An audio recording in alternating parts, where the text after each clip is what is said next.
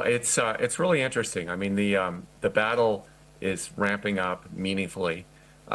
Just back in May, we saw OpenAI demo a live voice capability that seemed revolutionary, that seemed very far ahead of anything Google had shown. And fast forward to today, here in August, Google is introducing something that's very capable, seemingly, and OpenAI still hasn't come out with anything. Apple's made an announcement of smarter Siri, yet they have yet to introduce that as well. So there's a tit-for-tat feature war, and this is really, I think, going to be front and center in terms of driving perceptions around both of these equities, near term and longer term. Do you think it changes the leadership board at all? Because for some time, maybe over the past year or so, increasingly, I hear people say, I don't use Google search anymore. If I want the answer to something and I want it a little bit more specific without sifting through all the irrelevant findings that Google search shows up, they just go to like ChatGPT for their answers, or they go to something else like Perplexity. There are many options out there now. There are many options, and Google's search share is really strong. That's why they've suffered, in the antitrust, ruling recently handed down. But it is weakening a little bit, and a little bit more is going to things like Bing and pseudo replacements like OpenAI. And I think there is a possibility that this is the next big thing in search, that this is a new paradigm for how people will search.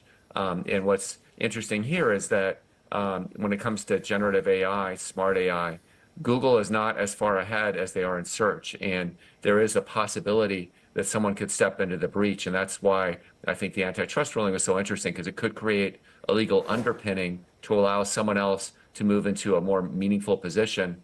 And we think that creates a bit of a risk here for Google at this moment. Barton, that's a very critical point. In an environment where the DOJ are considering breaking up Google, to what extent does Google therefore have a regulatory target on its back, and to what extent is this going to be an overhang on the stock price? Look, I think that the market has really shrugged off to a meaningful degree to the search ruling.